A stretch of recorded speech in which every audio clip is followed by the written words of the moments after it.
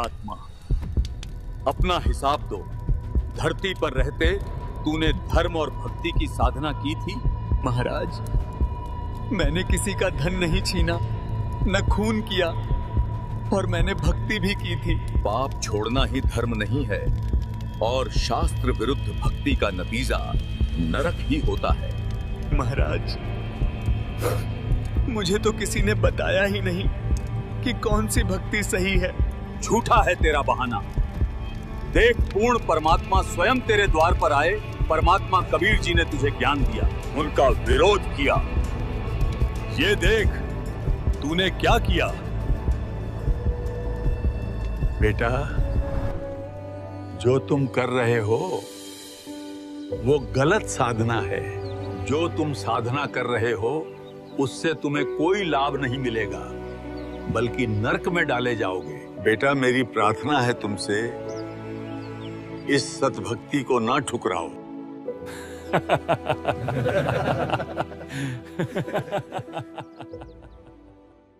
कबीर जी कोई साधारण मनुष्य नहीं, वे साक्षात पूर्ण परमात्मा है। जिसने उनका ज्ञान ठुकराया उसने स्वयं अपने लिए नरक का द्वार खोल लिया। हे दुष्ट आत्मा, तेरी कोई माफी नहीं। महाराज, एक मौका और दे दीजिए, मैं अपनी गलती सुधार लूंगा। मानव जन्म दुर्लभ है। जो इस दुर्लभ मौके को खो देता है उसे फिर मानुष जीवन नहीं मिलता। यमदूतो, इसे नरक में डाल दो। मुझे छोड़ दो, मुझे छोड़ दो।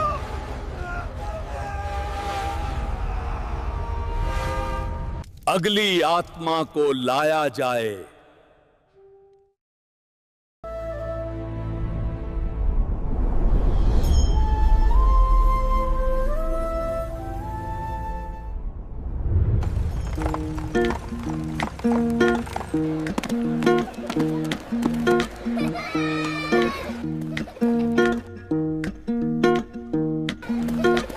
क्या तन मांझता रे एक दिन माटी में मिल जाना। क्या तन मांझता रे एक दिन माटी में मिल जाना। पवन चले उड़ जाना रे पगले, समय चूक पछताना है, समय चूक पछताना। क्या तन मांझता रे एक दिन माटी में मिल जाना। क्या तन मांझता रे एक दिन माटी में मिल जाना।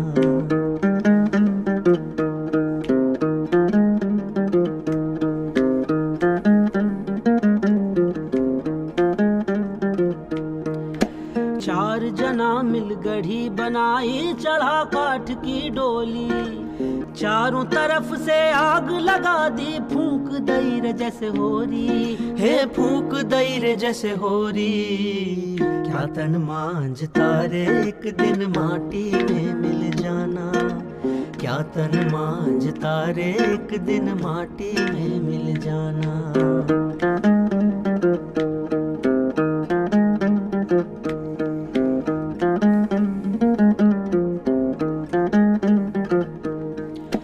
हाड़ जले जैसे बन की लकड़ियाँ, केस जले रे जैसे घासा। हाड़ जले जैसे बन की लकड़ियाँ, केस जले जैसे घासा रे। कंचन जैसी काया जल गई, कोई ना आए पासा, हे कोई ना आए पासा। क्या तन मांझता रे एक दिन माटी में मिल जाना।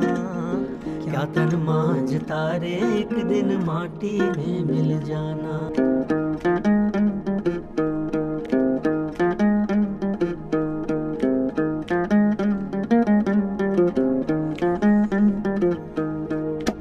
तीन दिना तेरी तिरिया रोवे, तेरा दिना तेरा भाई। तीन दिना तेरी तिरिया रोवे, तेरा दिना तेरा भाई। जन्म जन्म तेरी माता रे रोवे, करके आस पराई, हे करके आस पराई। क्या तन मांझता रे एक दिन माटी में मिल जाना।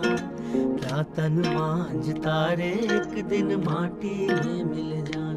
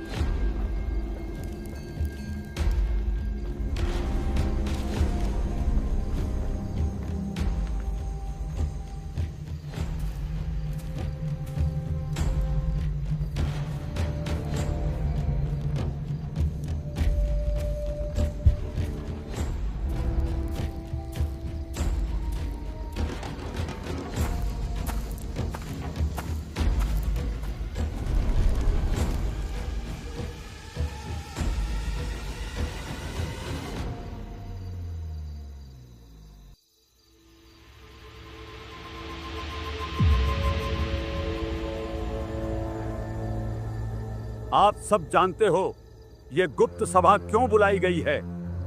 हमें जो शर्मिंदगी झेलनी पड़ रही है, उस जालिम जुलाहे कबीर की वजह से हमें जो अपमान सहना पड़ रहा है, उससे आप सब भली भांति परिचित हो। चाहे गली हो, चाहे कोई चौराहा, चाहे मंदिर हो, चाहे मस्जिद, जैसे हर जगह हमें नीचा दिखाने का मौका ढूंढता फिरता है।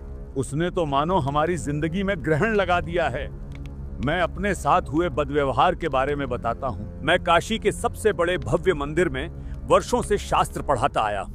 लोग बड़ी श्रद्धा और आदर से मेरे चरण छूते थे, पर एक दिन अचानक वो जुलाहा कबीर वहां आ पहुंचा। यज्ञ, व्रत, दान ही मोक्ष का मार्ग हैं, यही परंपरा है। आप भोली भाली जनता को गुमराह कर रहे हो। असली दान वही है जिससे आत्मा का उद्धार हो, और उद्धार केवल नाम सुमिरन से होगा। जुलाहे, तू वेदों का अपमान करता है।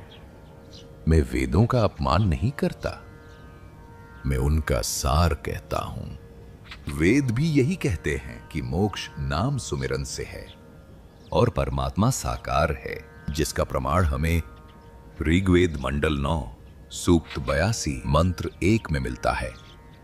हमें सिर्फ उसी परमात्मा की भक्ति करनी चाहिए। झूठ बोलता है ये, झूठ है ये। सोचो, मेरी इज्जत मेरे ही मंदिर में मिट्टी में मिला दी। लोग मुझे छोड़कर उसी जुलाहे की जय जयकार करने लगे। और सोचो भाइयों, मेरे साथ क्या हुआ। मैं काशी के चौक पर सैकड़ों लोगों के बीच बैठा था, सब मेरे श्लोक सुन रहे थे। तभी ये नीच जुलाहा कबीर वहां आ धमका। धर्म परंपरा से चलता है, जो पीढ़ियों से होता आया वही सही राह है। पंडित जी, क्यों भोली जनता को बहका रहे हो? हम तो युगों से जनता का मार्गदर्शन करते आए हैं। हम तो परंपरागत गुरु हैं। कबीर, तू क्या जाने परंपराओं को। तू तो न हिंदू है न मुसलमान। त्योहार, यात्रा, व्रत और तीर्थ स्नान, यही मोक्ष का मार्ग है। व्रत करने से मुक्ति हो तो अकाल पड़े क्यों मरते हैं? तीर्थ जल में कच्छ और मच्छा जीव बहुत से रहते हैं। ये सब चीजें तो हम जैसे सच्चे गुरु ही बता सकते हैं। भाइयों, सतगुरु वही होता है जो शास्त्रों के अनुसार ज्ञान दे। व्रत करने से मुक्ति नहीं होती पंडित जी। गीता अध्याय 6 श्लोक 16 में भी लिखा है, ये साधना ना तो ज्यादा खाने वाले की, ना बिल्कुल न खाने वाले की सफल होती है। बिल्कुल न खाना मतलब व्रत रखना, अर्थात ये व्यर्थ है।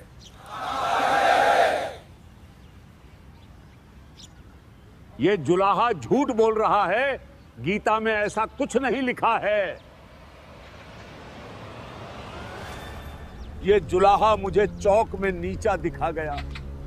मेरी विद्या, मेरा मान सब मिट्टी में मिल गया। भाइयों, इस कबीर ने तो हमारा जीना हराम कर दिया है। हिंदू धर्म की जड़ें खोखली कर दी। केवल हिंदू ही नहीं, ये जुलाहा मुसलमानों को भी नहीं बख्श रहा है। सुनो, मेरे साथ क्या हुआ। ये अल्लाह का घर है। जो मक्का गया, हज अदा किया, अल्लाह के लिए कुर्बानी दी, वही नेक और परहेजगार माना जाएगा।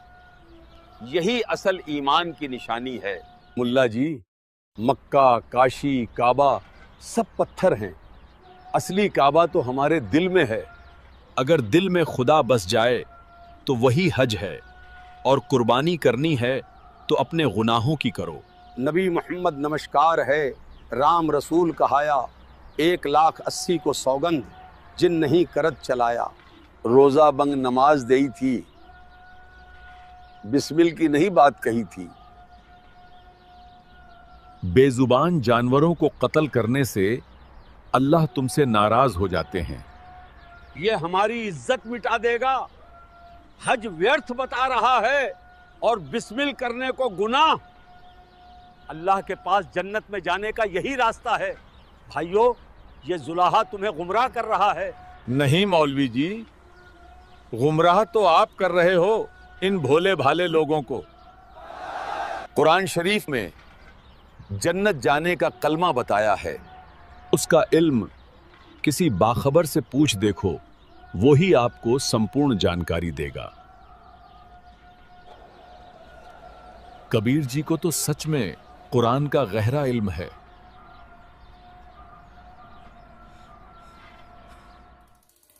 भाइयों, हमारी मस्जिदों में घुसकर ये हमारी आबरू मिटा रहा है। हिंदू हो या मुसलमान, ये सबका दुश्मन बन चुका है। ना तो इसकी हिंदुओं से राम राम है और ना ही मुसलमानों से सलाम। ये कबीर मारे से मरता नहीं, ज्ञान में हारता नहीं। अब हम करें तो करें क्या? हमारी इज्जत मिट्टी में मिल गई। लोग हमें छोड़कर उसी की जय जयकार करते हैं। बस अब बहुत हुआ। लो, हम सब यहीं आत्मदाह कर लेते हैं। जहर खाकर अपनी जान दे दें। ऐसी जिल्लत की जिंदगी जीने से अच्छा है मौत। हौसला रखो, मौत समाधान नहीं है। याद रखो, हम सबका दुश्मन एक है। अगर हम खुद ही हार मानकर जान दे देंगे तो क्या होगा? हमारा दुश्मन तो स्वतः ही जीत जाएगा। एक उपाय है। एक पीर साहब हैं, वे कबीर से उतनी ही नफरत करते हैं जितनी हम करते हैं। वही हमारी मदद करेंगे इस कबीर को रास्ते से हटाने में। अरे मुल्ला जी, जल्दी बताओ, ऐसे कौन पीर साहब हैं जो हमारी मदद कर सकते हैं? उन पीर साहब का नाम है शेख तकी। क्यों ना हम सब मिलकर सिकंदर लोदी के दरबार चलें और पीर शेख तकी जी से मुलाकात करें। आपने बिल्कुल सही कहा। यही आखिरी उम्मीद है हमारी काफिर कबीर से निजात पाने की। हाँ, सही कहा। अगर शेख तकी हमारे साथ हो जाएं तो कबीर को कोई नहीं बचा सकता।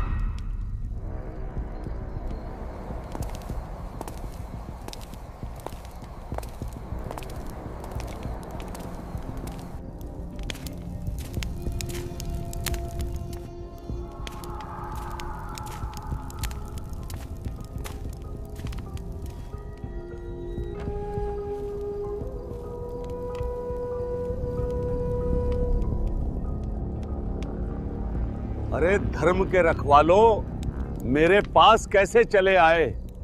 सब खैरियत तो है? धर्म के रक्षक तो आप हैं पीर साहब। धर्म पर बहुत बड़ा संकट आन पड़ा है, इसलिए आपकी शरण में आए हैं पीर जी।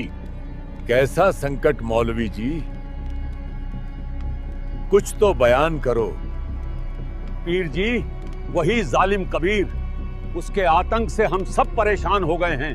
हिंदू हो या मुसलमान, किसी को भी उसने नहीं छोड़ा। उसकी बातों से लोग मस्जिदें छोड़ रहे हैं। वो तो कहता है हज और रोजा हराम हैं। अब बताइए, इस नीच जुलाहे कबीर को और कितनी देर बर्दाश्त किया जाए? अच्छा, वो जालिम जुलाहा। भाई जालिम जुल्हे जारत लाई, ऐसा नाद बजाया है।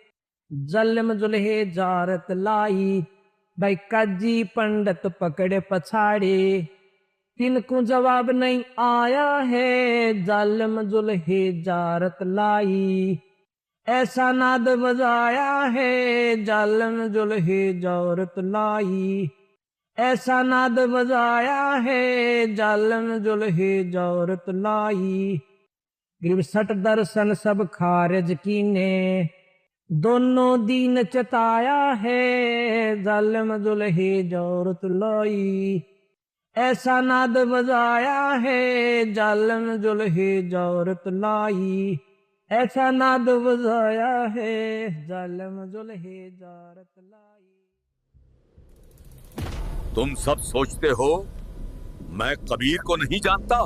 मैंने इसे खत्म करने के लिए बेशुमार कोशिशें की हैं, मगर ये मरे से मरता ही नहीं। ये कोई आम इंसान नहीं, बहुत बड़ा जादूगर है। मैंने इसको गरम तेल के कढ़ाई में डलवाया,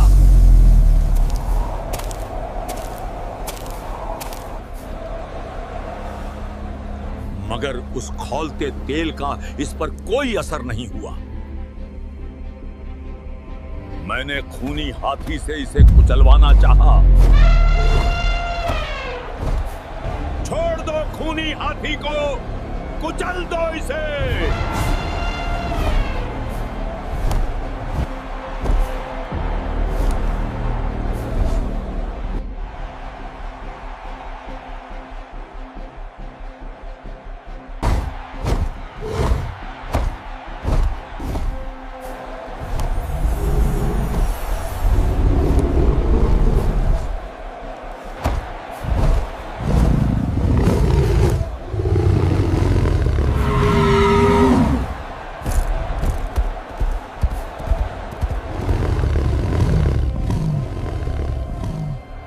फिर से मोड़ इसे, दोबारा तोड़ा इसे उस जुलाहे पर।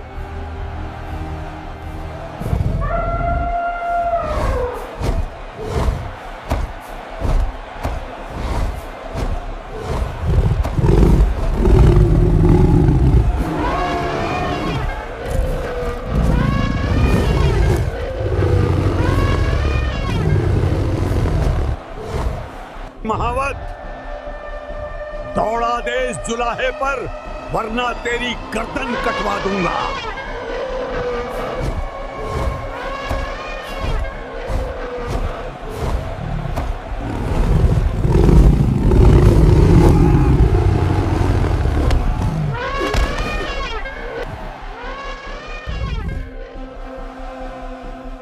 जैसे ही महावत ने हाथी को कबीर परमात्मा की ओर कुचलने के लिए मोड़ा, परमात्मा ने अपनी शक्ति से एक कहरी सिंह को प्रकट किया, जो केवल उस हाथी को दिखाई दे रहा था। हाथी भयंकर सिंह को देखकर कांप उठता और भयभीत होकर मैदान छोड़कर भाग जाता है। पर जब महावत बार बार हाथी को सताने लगा, तो पूर्ण परमात्मा ने करुणा स्वरूप वो सिंह महावत को भी दिखा दिया। ना जाने हाथी और महावत ने ऐसा क्या देख लिया कि दोनों डरकर भाग गए। मैंने इसके घर गुंडे भेजे, उन्होंने इसे तलवार से मारा, लेकिन ये फिर भी नहीं मरा, और यहां तक कि इसने एक मरे हुए लड़के को जिंदा कर दिया। कबीर, अगर तू सच में अल्लाह है तो कर दे इस मुर्दे को जिंदा। वो मुर्दा नदी में बहुत दूर बह गया था। इसने अपने हाथ के इशारे से ऐसा जादू किया कि वो मुर्दा अर्थी समेत वापस आ गया और नदी किनारे आ लगा। वो एक मुर्दा था और दोबारा जीवित नहीं हो सकता था, पर इसने अपनी शब्द के जादू से उस मृत शरीर में आत्मा ही प्रवेश कर दी। हे आत्मा, कबीर हुक्म से पुनः अपने शरीर में प्रवेश कर और उठ जा। कमाल हो गया, कमाल हो गया। सब जोर जोर से इसके जयकारे लगाने लगे और कहने लगे, कमाल हो गया, कमाल हो गया। इसने उस लड़के का नाम ही कमाल रख दिया। और इससे भी बड़ी हद तो तब हुई जब इसने मेरी ही बेटी को, जो कि मृत थी और कब्र में दफन थी। हे शेख तकी की लड़की, जीवित हो।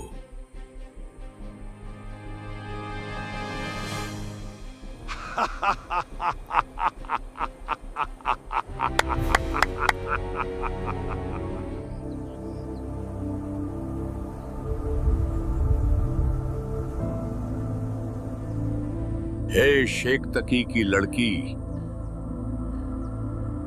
जीवित हो जा।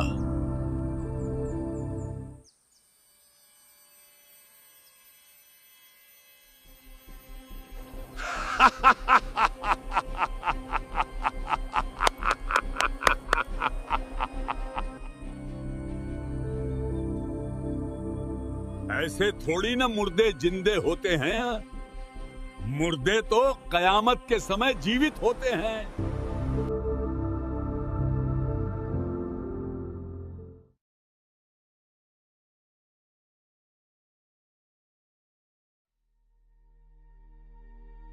अगली आत्मा को लाया जाए।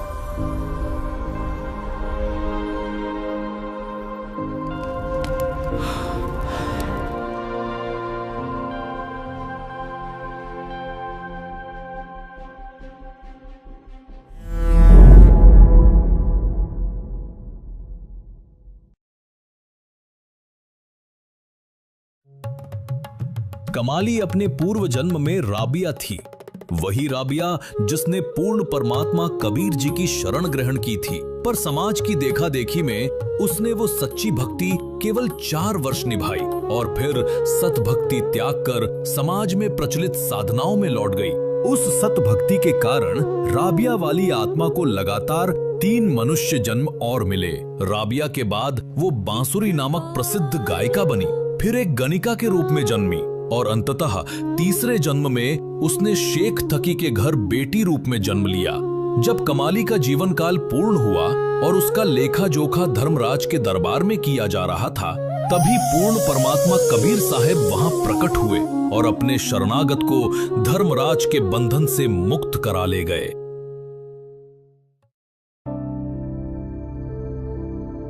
हे आत्मा, तू जहां कहीं भी है, कबीर हुक्म से पुनः इस शव में प्रवेश कर और जीवित हो जा।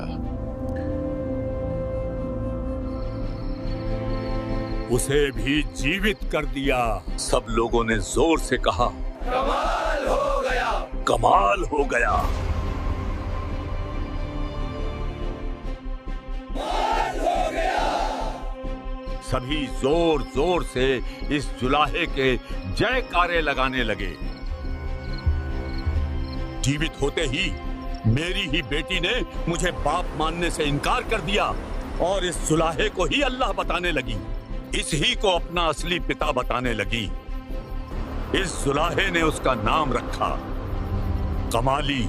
ये मुर्दों तक को जीवित करने की शक्ति रखता है, रूहानी शक्तियों में इसका कोई मेल नहीं, ये हराया नहीं जा सकता। अब हम क्या करेंगे? कोई तो समाधान हो। मैंने देख लिया, ये मारे से मरता नहीं। तलवार, तेल, हाथी, कुआं, इस पर कुछ असर नहीं करता। मगर इस बार मेरे पास ऐसा मंसूबा है कि ये जालिम जुलाहा बदनाम होकर खुद ही भाग जाएगा।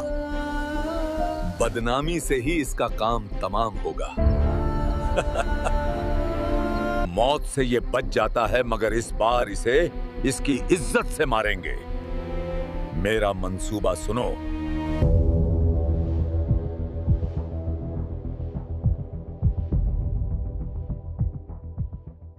वाह पीर साहब, ना रहेगा बांस, ना बजेगी बांसुरी। बिल्कुल बदनामी से ही अब इस जालिम जुलाहे का काम तमाम होगा।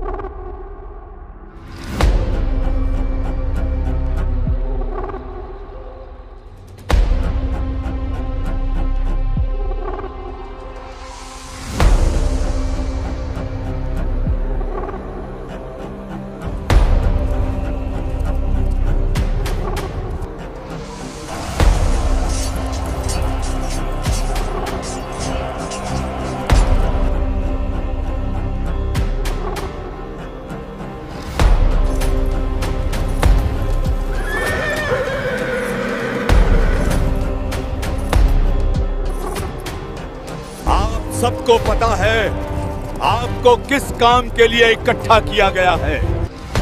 ये पत्र धरती के कोने कोने पर जाना चाहिए, कोई कोना छूटना नहीं चाहिए।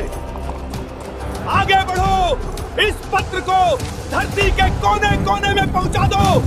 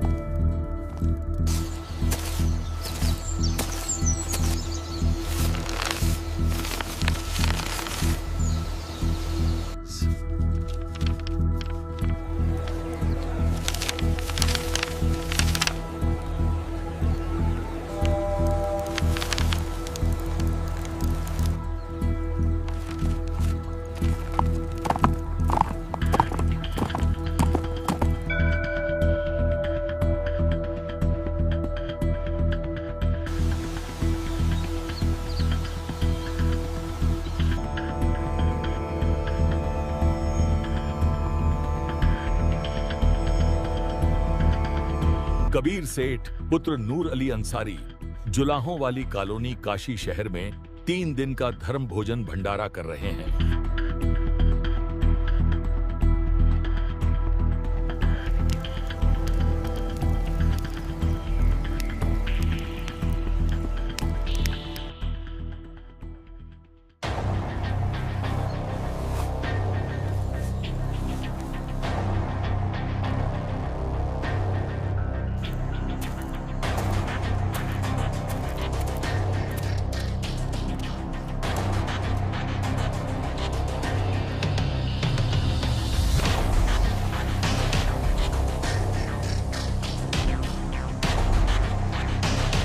भंडारे का न्योता फैलते ही दूर दराज से साधु संत और फकीर काशी की ओर निकल पड़े। लाखों की भीड़ उमड़ने लगी और उधर कबीर साहब अपनी छोटी सी कुटिया में मानो सब कुछ देख रहे थे और मंद मंद मुस्कुरा रहे थे। हे गुरुदेव, आप थक गए होंगे, कृपया अब थोड़ी देर विश्राम कर लीजिए। रविदास जी बचपन से ही भक्ति में विशेष लगन रखते थे। जब वे कबीर साहब के संपर्क में आए तो सच्ची साधना करने लगे और समाज में फैले पाखंड का घोर विरोध करने लगे। वे कबीर साहब की वास्तविकता से भली भांति परिचित थे कि कबीर जी ही पूर्ण परमात्मा हैं। इसलिए वे अपना अधिकतर समय गुरु रूप में प्रकट हुए परमेश्वर के साथ ही बिताते थे। हे परवरदिगार, दास के लिए कोई आदेश हो तो बताइए मालिक। नहीं रविदास, अब तुम भी जाके आराम करो। जो आज्ञा गुरुदेव भगवान। रविदास जी परिस्थितियों से अनजान शांत भाव से अपनी कुटिया की ओर लौट जाते हैं। उधर अंतर्यामी पूर्ण परमात्मा कबीर साहब मंद मंद मुस्कुरा रहे हैं, मानो आने वाले षड्यंत्र को स्पष्ट देख रहे हों।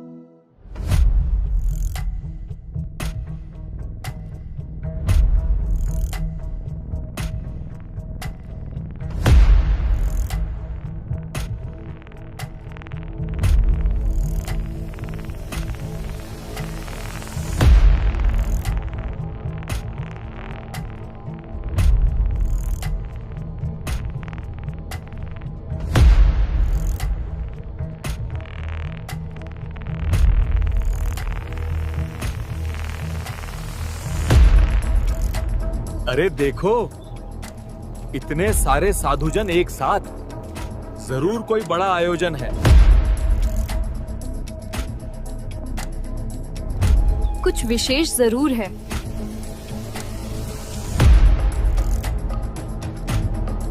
ये सब साधुजन कहाँ जा रहे होंगे?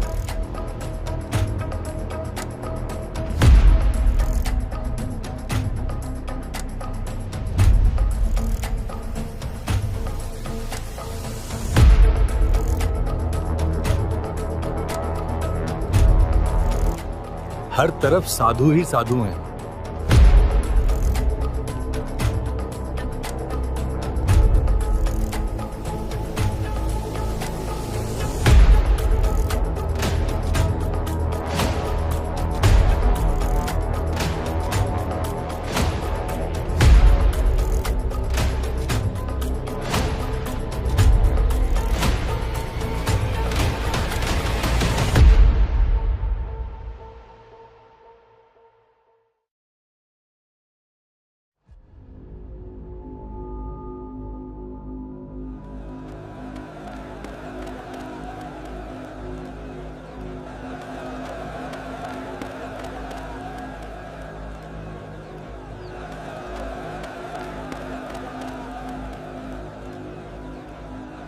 भाइयों, आज काशी में ऐसा क्या खास है कि इतनी भीड़ उमड़ आई है? अरे काशी वालों, तुम कौन सी दुनिया में रहते हो?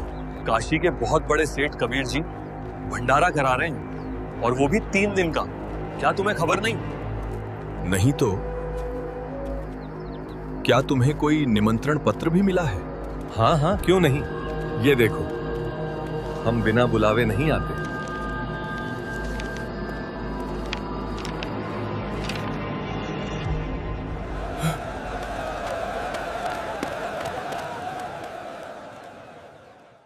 जब रविदास जी को यह ज्ञात हुआ कि किसी ने झूठे निमंत्रण पत्र बांट दिए हैं, कबीर परमात्मा के नाम पर एक नया षड्यंत्र रच दिया गया है, वो बेचैनी से भर गए।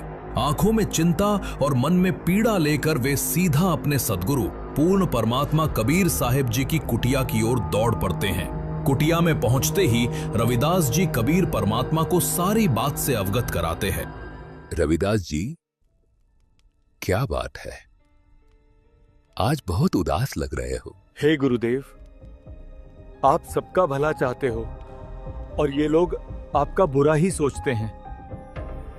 ऐसा क्या हुआ रविदास जी? थोड़ा स्पष्ट बताओ। हे गुरुदेव, संकट आ गया है। किसी मूर्ख ने आपके नाम से झूठी चिट्ठी बांट दी है। पर ऐसा क्या लिखा है उस चिट्ठी में रविदास? गुरुदेव, उसमें लिखा है कि काशी के सेठ नीरू पुत्र कबीर 3 दिन का भंडारा करवा रहे हैं। सेठ कबीर जी प्रतिदिन भोजन करने वाले को प्रत्येक बार एक दोहर, एक स्वर्ण मोहर और सूखा सीधा भी दान करेंगे। भोजन में सभी प्रकार के मिष्ठान व व्यंजन परोसे जाएंगे। हे गुरुदेव, ये सब आपके खिलाफ भयानक षड्यंत्र है। रविदास, मैं इन सबका भला चाहता हूं, पर ये मुझे अपना दुश्मन मानते हैं। मैं इन्हें इस काल लोक से मुक्ति देना चाहता हूं, और ये मुझे ही मारने दौड़ते हैं। रोज रोज के इन षड्यंत्रों से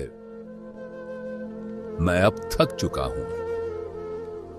रविदास, दरवाजा बंद कर दो और अंदर से साकली लगा दो। चाहे कोई कितना भी दरवाजा पीटे, खोलना मत। वे अपने आप थक हार कर वापस लौट जाएंगे। आज रात्रि होते ही मैं अपने वृद्ध माता पिता को लेकर इस नगर को छोड़ दूंगा, जिसकी हमने शरण ली है। रविदास, अब हमारी रक्षा भी वही करेगा इस भारी संकट से।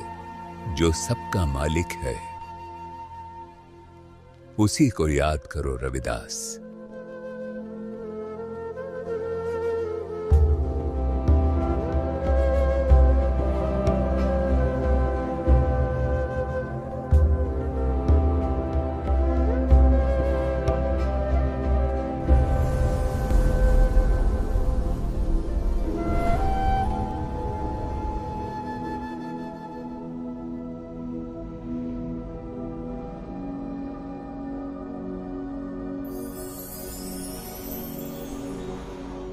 कबीर परमात्मा जी की जय हो।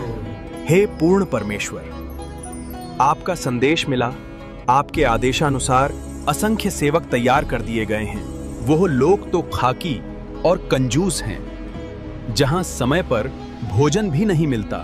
ले जाइए दाता, जितने चाहिए। परमात्मा का आदेश मिलते ही असंख्य बैल तैयार हुए, जिनके ऊपर मोहक भोजन रख दिया गया था। कबीर परमेश्वर ने उन असंख्य बैलों में से केवल 9 लाख ही अपने साथ लिए।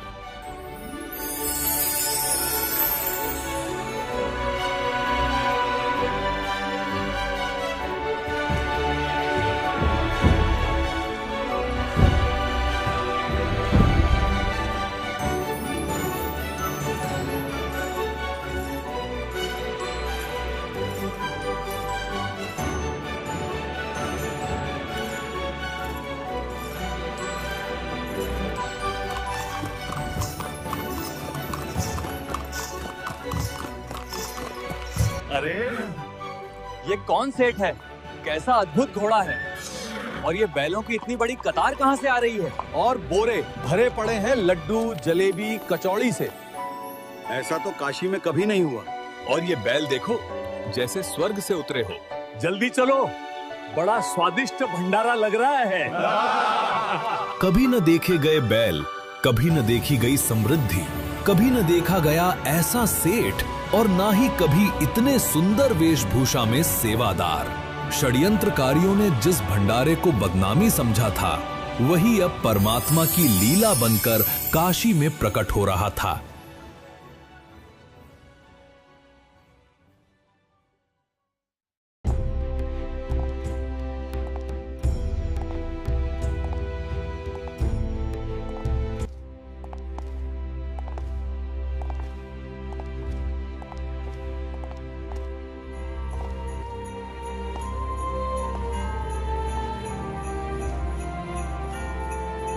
सिकंदर लोदी, जिसकी सत्ता लगभग पूरे भारतवर्ष पर थी, उसके शासनकाल में पाकिस्तान, बलूचिस्तान, ईरान, इराक तक उसकी पहुंच मानी जाती थी।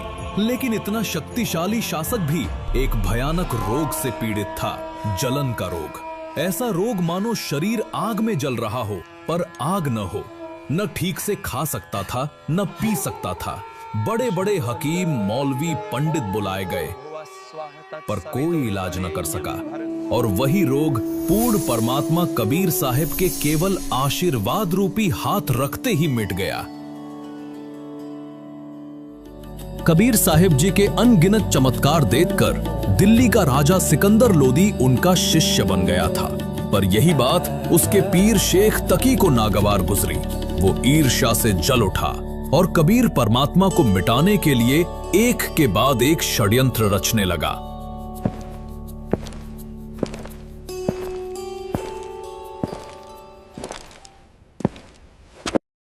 आइए पीर जी, कैसे आना हुआ? महाराज, क्या आपको मालूम नहीं, आपके गुरुदेव काशी में बहुत बड़ा भंडारा कर रहे हैं। आपके नाम भी चिट्ठी आई है। क्या आप वहां नहीं जाएंगे महाराज? क्यों नहीं? मेरे गुरुदेव भंडारा करें और मैं न जाऊं, ये कैसे हो सकता है?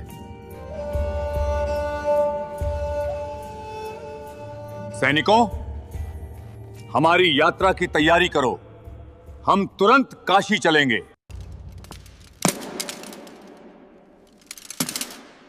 राजा सिकंदर लोदी अपने हाथियों और सेना के साथ काशी की ओर रवाना हुआ और शेख तकी, षड्यंत्र का सूत्रधार, उसके पीछे पीछे चला।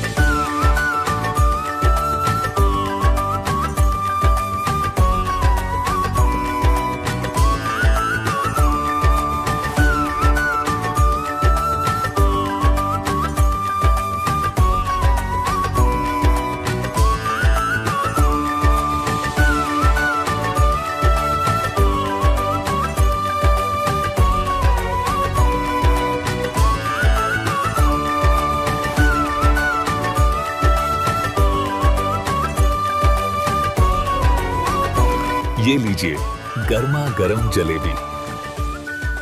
कबीर सेठ की, कबीर सेठ की। ऐसा भंडारा करने वाला कौन है? हम उसके दर्शन किए बिना नहीं जाएंगे। अरे सचमुच जैसा पत्र में लिखा था वैसा ही मिल रहा है, सोने की मोहर और दोहर तक। ऐसा भंडारा तो आज तक धरती पर कहीं नहीं हुआ। कबीर सेठ की जय, कबीर सेठ की जय।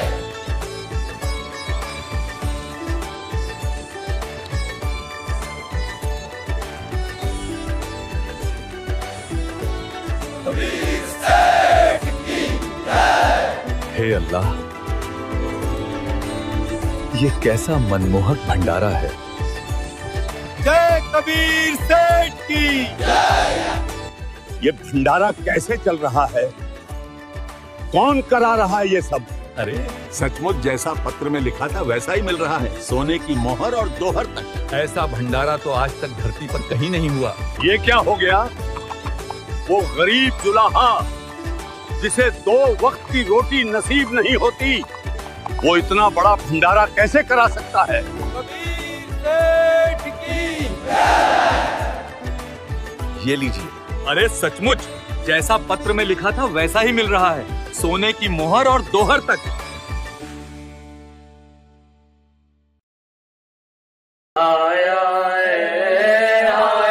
है बंजारा केशो आया है, काशी आया माल अपारा केशो आया है। आया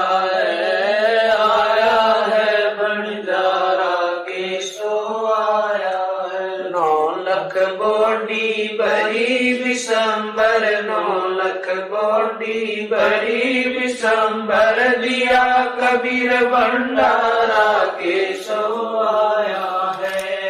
आया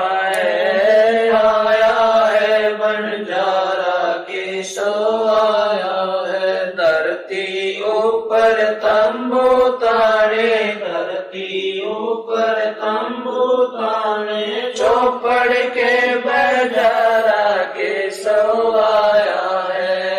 आया है बंजारा केशो आया है। कौन देश से बालद आई, कौन देश से बालद आई, ना कहीं बजाने वाला केशो आया है। आया है बंजारा केशो आया है। अपरम पार पार गत तेरी, अपरम पार पार गत तेरी, कित उतरी जलधारा केशो आया है। आया है बंजारा केशो आया है। साहूकार नहीं कोई जाके, साहूकार नहीं कोई जाके, काशी नगर मजारा केशो आया है। आया है बंजारा केशो आया है। दास गरीब कल्प से उतरे, दास गरीब कल्प से उतरे, जिया पे अलख कर तारा केशो आया है। आया है बंजारा केशो आया है। दास गरीब कल्प से उतरे, दास गरीब कल्प से उतरे, जिया पे अलग कर तारा केशो आया है। आया है बंजारा केशो आया। भक्त जी, मेरे गुरुदेव कबीर जी कहाँ हैं? मैं उनसे मिलना चाहता हूँ। राजन, कबीर जी का तो पता नहीं, पर सामने एक विशाल तंबू में केशव नाम का व्यक्ति बैठा है जो ये सारी व्यवस्था करा रहे हैं। आप चाहो तो उनसे मिल सकते हो। मान्यवर, आप कौन हैं और भगवान कबीर जी से आपका क्या संबंध है? मेरा नाम केशव है। मैं कबीर जी का पगड़ी बदल मित्र हूं। उनका संदेशा आया था, एक छोटा सा भंडारा करना है, तो दास उनकी सेवा में हाजिर है। छोटा सा भंडारा, 18 लाख आदमी यहां भोजन कर रहे हैं और ये इसे छोटा कहता है। हाँ? परंतु कबीर जी स्वयं क्यों नहीं आए? राजन, जब उनकी मौज होगी वे स्वयं पधारेंगे। दास उनकी सेवा में यहाँ हाजिर हैं। राजन, आपसे प्रार्थना है, आप भी भंडारा ग्रहण करें। नहीं, भंडारा तो मैं अपने गुरुदेव के दर्शन के पश्चात ही ग्रहण करूंगा।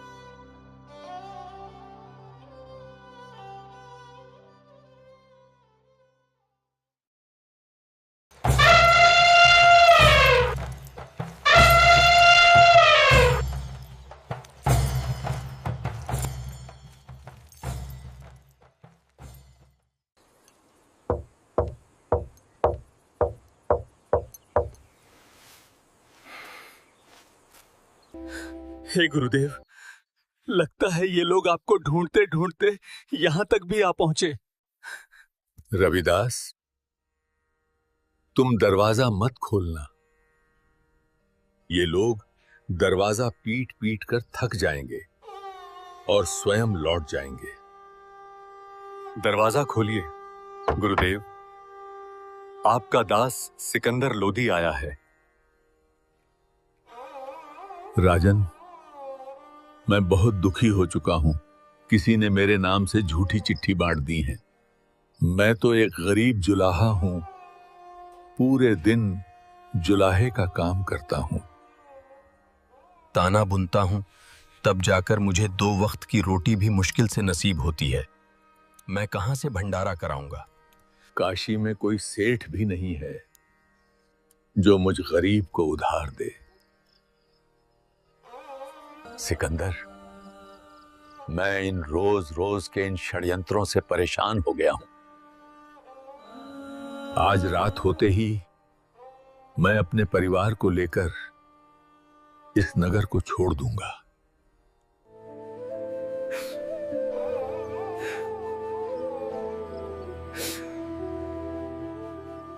हे अल्लाह, आप अपने इस दास को भ्रमित नहीं कर सकते।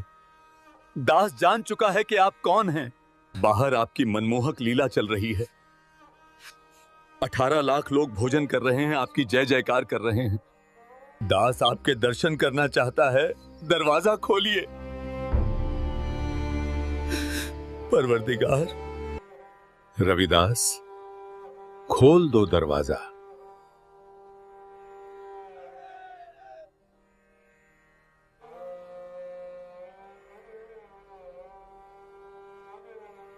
गुरुदेव, मेरे परवरदिगार, आप ही अल्लाह, आप ही मालिक हैं।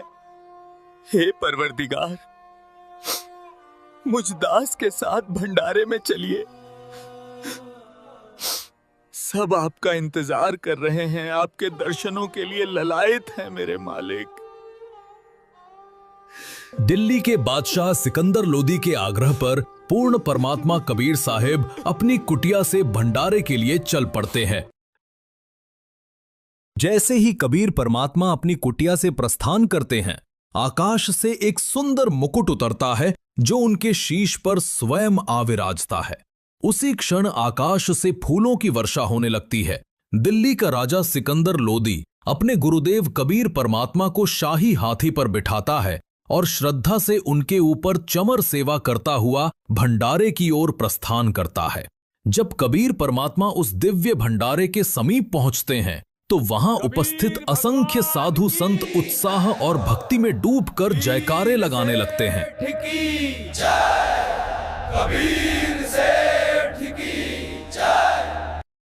भगवान कबीर जी भंडारे में पधार चुके हैं। परमात्मा जी से अर्ज करो कि कुछ समय अपने दास केशव के पास भी बैठें। जो आज्ञा भगवान। वहीं भंडारे के मुख्य तंबू में विराजमान कबीर परमात्मा के ही दूसरे स्वरूप केशव जी को यह दिव्य समाचार मिलता है। केशव जी तुरंत एक सेवक को भेजकर परमात्मा से तंबू में पधारने का आग्रह कराते हैं। जैसे ही कबीर परमात्मा तंबू में प्रवेश करते हैं, आकाश से एक अद्भुत स्वर्णमय सिंहासन उतरता है।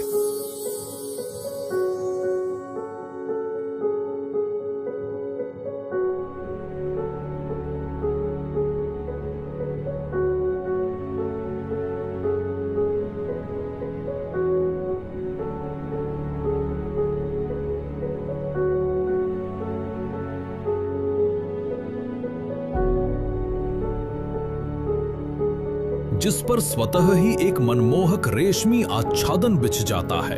पूरा वातावरण जयकारों से गूंज उठता है और फिर आरंभ होती है वो दिव्य ज्ञान चर्चा, जहां स्वामी और सेवक दोनों एक ही सत्य के दो रूप बनकर विराजते हैं। हे परमपिता, सारी सृष्टि के सृजनहार, आप इस गंदे लोक में क्यों आ गए? हे परमात्मा, आपने इस जीवलोक के लिए वो हंसलोक सतलोक क्यों छोड़ दिया? सतलोक में दूध की नदियां बहती हैं, अविनाशी बाग हैं, गगन में दिव्य फव्वारे झरते हैं। वो सब छोड़कर आप यहां क्यों आए, इस जीवलोक में? यहां तो झूठ है, कपट है, छल है, द्वेष है। आप इनके भले की सोचते हो, पर ये आप ही के लिए बुरा सोचते हैं। आपके लिए रोज षड्यंत्र रचते हैं, फिर भी आप इनके बीच रहते हो। हे सृजनहार, आप ये सब कैसे सहते हो? यहां सतलोक जैसा कुछ भी नहीं है। ना गगन में फव्वारे हैं, ना ही अविनाशी बाग, ना दूध की नदियां हैं, ना ही आनंदमयी छटा। ना तो यहां नूर के नगर हैं, ना ही हीरे पन्ने जड़े हुए पहाड़। इस जीवलोक का हाल देखकर मेरा मन चिंता से व्याकुल हो उठा है। यहां तो एक पल भी बिताना मुश्किल है। मैं तो पागल जैसा हो रहा हूं। पर आप इन जीवों के बीच ही रह रहे हो, ऐसी घृणित स्थिति में, वो भी इनके ही भले के लिए।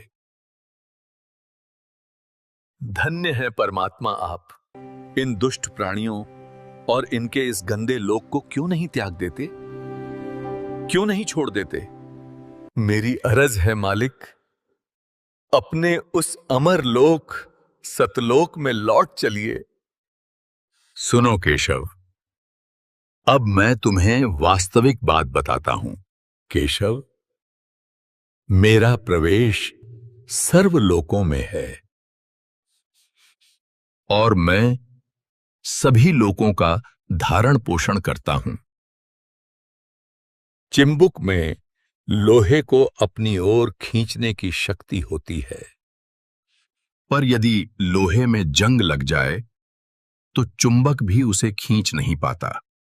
वैसे ही जब आत्मा पर पाप की परत चढ़ जाती है तो उसका मेल परमात्मा से नहीं हो पाता। पाप के कारण आत्मा परमात्मा से दूर हो जाती है। हे केशव, सर्वप्रथम मैं इन जीवों को ऐसा मंत्र दूंगा जिससे इनके पाप का नाश होगा, और फिर मैं इन्हें अपने साथ वैसे ही जोड़ लूंगा जैसे चुंबक जंग रहित लोहे को अपने साथ जोड़ लेती है, और फिर इन्हें अपने साथ वापस सतलोक ले जाऊंगा। हे परमात्मा, आप इनसे भक्ति कराना चाहते हैं, पर सोचिए, ये कैसे आपका नाम जपेंगे इस नरक रूपी हाड़ चाम के शरीर में? इनके भीतर कैसे भक्ति का भाव उत्पन्न होगा इस अशुद्ध देह में? वास्तव में ये शरीर तो नरक का पात्र है। इनके शरीर में गंदगी भरी पड़ी है, खून, पेशाब, बिष्टा। सब भीतर लिए घूमते हैं, फिर भी ये जीव घमंड और अहंकार लेकर चलते हैं। इस जीवलोक की धरती ऐसी है कि यहां तो एक कदम रखने पर भी दंड लगता है, पाप लगता है। कितने सूक्ष्म जीव तो पैरों तले कुचलकर मर जाते हैं। फिर भी ये जीव अपने पापों से अनजान अहंकार में जीते हैं। ये मनुष्य तो बहुत ही गंदे हैं, हमेशा झगड़ा करने को उतारू रहते हैं। ये मनुष्य तो बहुत ही गंदे हैं, हमेशा झगड़ा करने को उतारू रहते हैं। यम हमेशा इनके सिर पे बैठा है, फिर भी दिन रात व्यर्थ में मगन होकर घूमते हैं। मौत हर घड़ी इन्हें घेरती है, फिर भी इन्हें घमंड है, अभिमान है। ये जीव तो आपके साथ बुरा करने में कोई कसर नहीं छोड़ते, और आप फिर भी इनका भला चाहते हो। हे परमात्मा, मैंने आप जैसा साधु कहीं नहीं देखा, ना ही आप जैसा परमार्थी। मेरी अर्ज है मालिक, अपने उस अमर लोक सतलोक में लौट चलिए। केशव, तुमने पूछा था कि इस हाड़ चाम के शरीर में जो गंदगी से भरा है, इसमें भक्ति कैसे पनपेगी? तो सुनो, जिस प्रकार इस ही हाड़ चाम के शरीर में रक्त और मांस के बीच भी अमृत स्वरूप दूध उत्पन्न होता है, वैसे ही इस शरीर में भक्ति भी पनपेगी। वो भक्ति सिर्फ मेरे द्वारा दिए गए मंत्र से बनेगी, और वही मंत्र जीवों को इस काल लोक से छुड़ाकर परम लोक सतलोक तक पहुंचाएगा। केशव, मैं हर युग में आता हूं, सतयुग में सत सुकृत नाम से, त्रेता में मुनिंदर नाम से, द्वापर में करुणामयी नाम से, और कलयुग में अपने वास्तविक नाम कबीर नाम से। इसके अतिरिक्त भी मैं साधारण साधु संत की भूमिका निभाकर जीवों को सतभक्ति का ज्ञान देने की कोशिश करता हूं, पर ये जीव ये एक नहीं समझते, ना मेरा ज्ञान सुनना चाहते हैं, बल्कि मेरी बात को न समझकर मुझे ही मारने दौड़ते हैं। हे केशव, मैं अलग अलग भेष धरकर कभी जिंदा महात्मा, कभी साधु, तो कभी फकीर बनकर घर घर गया।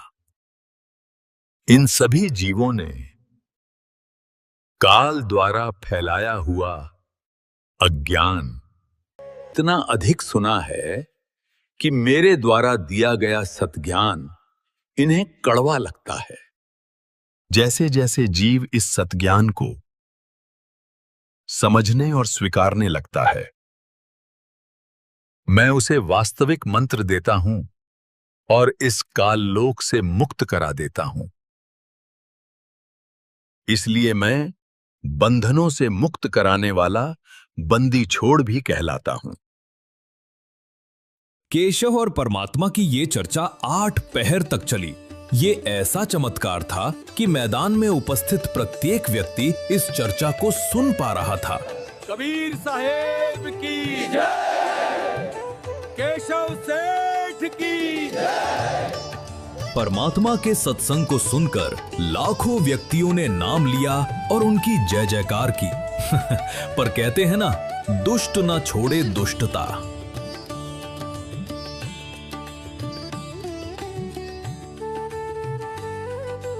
राजन, चलो चलो, ये कौन सा भंडारा है? ऐसे ऐसे भंडारे तो हम 100 कर दें। ये तो महोत्सव है, तमाशा है बस। शेख तकी ने कबीर परमात्मा पर जुल्मों की हद पार कर दी थी। उसने अनगिनत षड्यंत्र रचे, पर इतना बड़ा चमत्कार देखने के बाद भी वो ईर्ष्या के वश होकर कबीर परमात्मा के खिलाफ ही बोला, और ये गलती उसकी आखिरी गलती बनने वाली थी। उसी क्षण उसे मानो लकवा मार गया। उसकी सुनने और बोलने की शक्ति छिन गई। वह गूंगा बहरा हो गया। 3 दिन का भंडारा पूर्ण हुआ। जिस झूठी चिट्ठी से षड्यंत्र रचा गया था, उसी को पूर्ण परमात्मा कबीर साहब ने सत्य कर दिखाया। जैसा उसमें लिखा था वैसा ही हुआ। प्रत्येक साधु संत को मोहक भोजन मिला। हर थाल में स्वादिष्ट व्यंजन परोसे गए और भोजन के साथ सबको मिला एक दोहर, एक अशर्फी और सूखा सीधा। सभी जन तृप्त हुए, संतोष और आनंद से भर गए। कबीर भगवान की। ये था वो दिव्य क्षण जब बदनामी की चाल परमात्मा की लीला बन गई। कहते हैं केवल पूर्ण परमात्मा ही असंभव को संभव बना सकता है। जो कभी घट नहीं सकता उसे घटा देता है। काशी के इस भंडारे में भी ऐसा ही चमत्कार हुआ। जो होना असंभव था उसे पूर्ण परमात्मा कबीर साहब ने कर दिखाया। इतना मनमोहक और दिव्य भंडारा कि उसने इतिहास रच दिया। एक ऐसी घटना जिसे सदियों तक श्रद्धा से याद किया जाएगा। भंडारा पूर्ण होते ही सभी सेवक आत्माएं अपने शेष सामान को फिर से बैलों पर लादने लगीं और थोड़ी ही देर में वे सभी सेवक और असंख्य बैल गंगा नदी के किनारे जाकर खड़े हो गए। गंगा में पानी ज्यादा है, अभी जाना सही नहीं रहेगा केशव जी। बिल्कुल सही बात है, अभी जाना सही नहीं रहेगा सेठ जी। जाइए जाइए केशव जी, आपके बंजारे दूर ना निकल जाएं।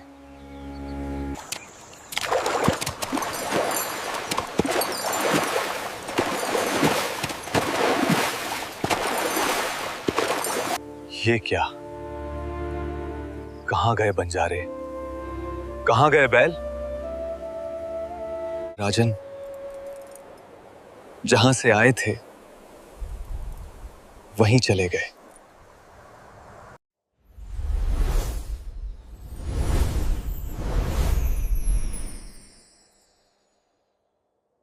सिमटे भेक इकट्ठा हुआ, काजी पंडित माही। गरीबदास चट्ठा फिरा, जम्बूदीप सब ठाई। मसलत करी मिलाप से, जीवन जन्म कछु नाही। गरीबदास मेला सही, बेक सिमटे ताही। सेतु बंद रामेश्वरम, द्वारका गढ़ गिरनारी। गरीबदास मुल्तान मग ये आए भेख अपार।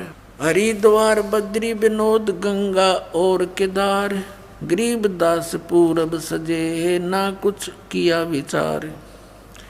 18 लाख दफ्तर चढ़े अस्तल बंद मुकाम। गरीबदास अनाथ जीव और कहते उस धाम। बेख देख रविदास जी गए कबीरा पास।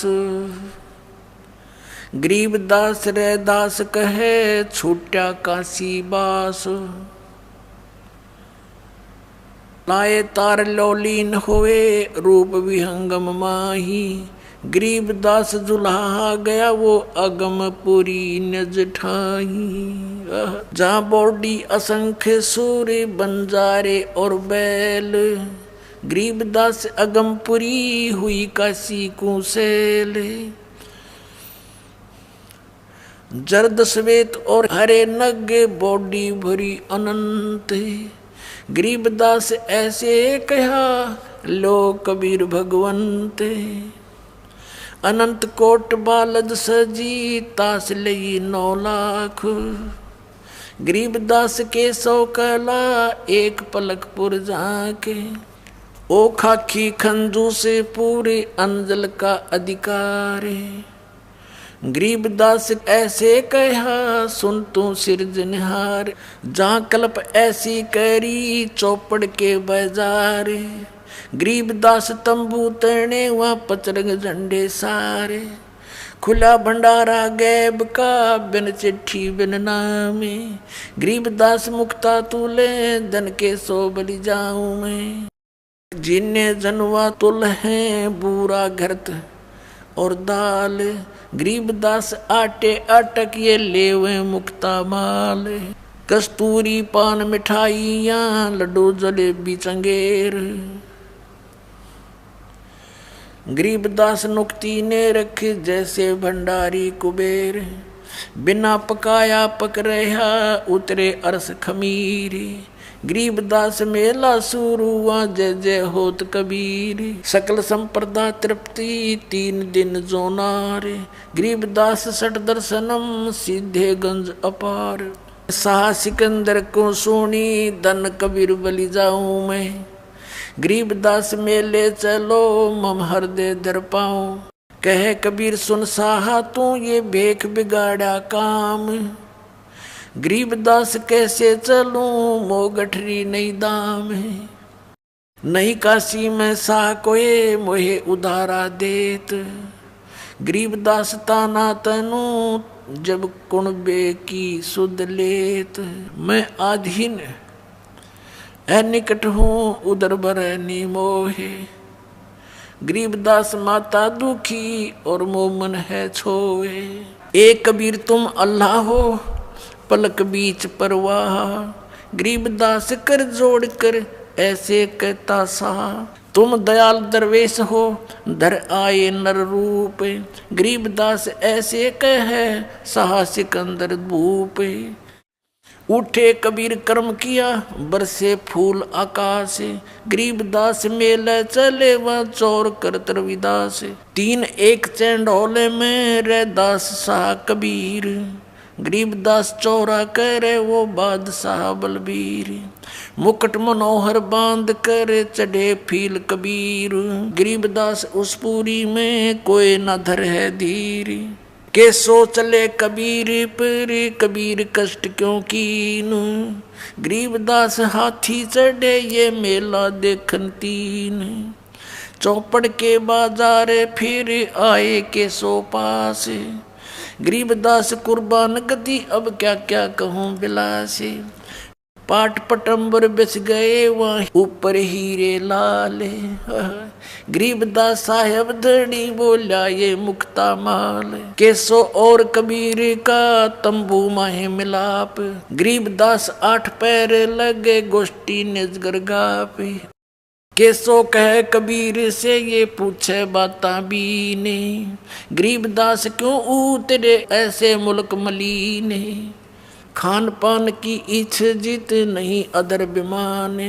गरीबदास यो लोक जीवे छाड़ा मुल्क अमाने। झूठ कपट इस लोक में पाप पुण्य व्यवहार। गरीबदास के सो कहे ये कैसे रेन तुम्हारे। नहीं अदर सरवरता हाँ नहीं अदर कोई बाग।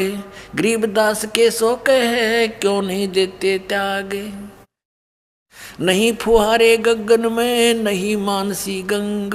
गरीबदास जग देखे करे हमरा चित मन भंग। नहीं नगर है नूर के नहीं बगर तिस हीर। गरीबदास के सो कहे तुम क्यों कर रहो कबीर। धन कबीर कुर्बान जा ऐसी रेन तुम्हारे। गरीबदास के सो कहे इसने छोड़ गीत संसार। धन कबीर कुर्बान जा तेरे पल पल चरण जुहारे। गरीबदास ते क्यों तजे वो सुंदर फल आहार सतलोक के। या पौमी है छार की या मुर्द परोसी पिंड। गरीबदास के सो कहे या चरण धरे सिर डंडे। नरक भरे तिस उदर में ये रुद्र बरी सब दे। गरीबदास के सो कहे या मुनसो मुख खे। राम नाम कैसे फूरे ये नरक नगीन शरीर। गरीबदास के सो कहे विलंबे कहाँ कबीर। हाड चाम के नाक हैं ये हाड चाम का मुख। गरीबदास के सो कहे तज कबीर यो रुख। राम नाम कैसे फूरे ये नरक नगीन शरीर। गरीबदास के सो कहे विलंबे कहाँ कबीर। जुन्नी संकट में पड़े फिर जुन्नी से संग। गरीबदास के सो कहे भाव भक्ति सब भंगे। 100 योजन पर लगत है या दुनिया की गंदे। गरीबदास के सो कहे ये हाड चाम का फंद, सुन कबीर सुर भेद हूँ के सो कस करंत। गरीबदास गंदे मनुष्य ये झगड़ा आन करनते, बिष्टा जिनके उदर में ये मगन फिरे दिन रात। गरीबदास के सो कहे जिन सिर जम की घात, अजब अहंकारी मनुष्य हैं सुन कबीर मम ज्ञान। गरीबदास के सो कहे इन कैसा ज्ञान और ध्यान, सुन कबीर मन भावने तुम्हारी बात अगाध। गरीबदास के सो कहे तुमसे तुम ही साध, सुन के सो अब बंद ना कह कबीर संदेश। गरीबदास सर्वलोक में है हमरा प्रवेश, हम अमान अवगत पूरे से चुंबक जो चमकार। गरीबदास लोहा फेरे हमरे अदर आधार, हाड चाम की देह में दूध रतन सरबंत। गरीबदास घट पेंडे में ऐसे है भगवंत, थन दूधी को पाड़ के जय कोई देखे दूध। गरीबदास उस घट पेंड में हाड चाम और गूदी। योग सत्तर हमें ज्ञान दिया जीवन समझा एक, गरीबदास घर घर फिरे ये दरे कबीरा बेख। सत्तर युग सेवन किए किने न बूझी बात, गरीबदास मैं समझावत हूँ ये मोहे लगावे लात। स्वर्ग मृत्यु पाताल में हम बैठे कई बार, गरीबदास धर घर घर से जा मार मार के मारे। कल्प कोट युग बीतिया हम आए तिस बेर, गरीबदास के सो सुनो देन भक्ति की टेर। हमारी जात अपूरे भी पूर्व रेन हमारे, गरीबदास कैसे जुड़े इस पश्चिम के कातारे। हम हैं पूर्व ठेठ के ये उत्तरे अवगट घाट, गरीबदास जीव दक्षिण के यो ना मिलती साठ। अनंत कोट बाजी जहाँ रचे सकल ब्रह्मंडी, गरीबदास मैं क्या करूं यो काल कर जीव खंडी। तो कहते हैं कोई कहे जग जोनार करी, कोई कहे महोछा, बड़े बड़ाई करा कर यो गाड़ी काटे ओछा।